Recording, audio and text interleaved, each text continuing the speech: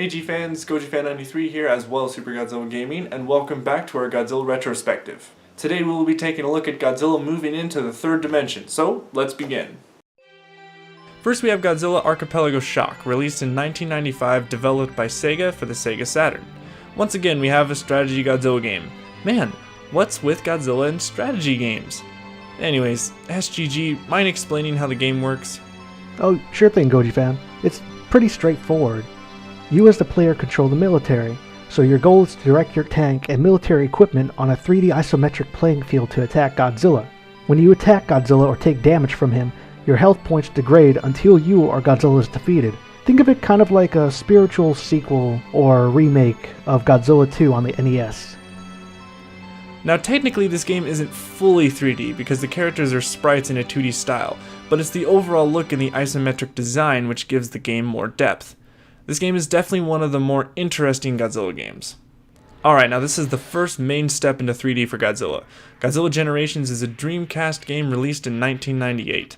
The game is super simple and very fun. Finally, the first Godzilla game to actually have Godzilla do what he's known for: destroying stuff. The goal of this game is to destroy as much of the map as possible in the amount of time you have given. The controls feel a bit dated and tank-like, but hey, it makes you feel like a giant monster. You also have special moves you can do, like shoot Godzilla's atomic breath, and then charge it up for his red beam for more damage. What's really cool about this game is there are other monsters to play as, like Mechagodzilla 74, Minya, Godzilla 1954, Zilla, and even a giant Dr. Serizawa, where his weapon is a giant oxygen destroyer. Yeah, that's awesome. Released a year after Godzilla Generations, we have the sequel named Godzilla Generations Maximum Impact on the Dreamcast. This game isn't really a direct sequel, as the game has different mechanics, basically making it a different game. The game plays more like a rail shooter, which is a first for Godzilla games. Godzilla walks in a predetermined path of destruction as you aim Godzilla's breath to attack military as well as other enemy monsters. The game's overall presentation is amazing, and the music is definitely one of the best video game soundtracks. Also, if you're a huge Heisei era fan, this game is for you. The game basically plays out each level from the Heisei era. You fight Biollante first, with Destroya being the final boss. One thing that's strange though is Batra is nowhere to be seen in this game, which is a shame. One last thing to mention is the game's character designs are based off of concept art from the Heisei movies as well.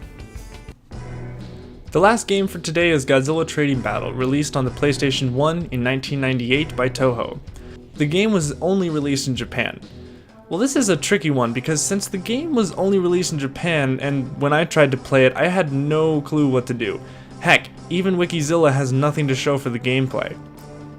Even looking at Toho Kingdom for any specifics that the game has, all they have are, and I quote, "Using cards featuring monsters from all reaches of Godzilla and Toho lore, the player must help defend the Earth from a hostile alien invasion.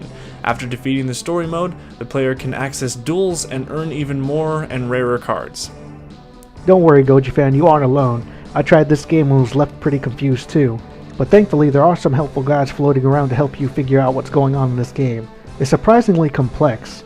It plays like a card game where you select powers from various monsters and battle out that way. Except if you use your powers, it hurts you for some reason. It's kind of weird. Well, thanks for that info. See, it's a good thing you're here. Yeah, I knew you would need my help, Goji fan. Yeah, well, anyways, we're out of time for this episode, so thank you guys so much for watching. Tune in next week, we will be taking a look at some pretty obscure and weird Godzilla games. Till then, stay big, G-Fans.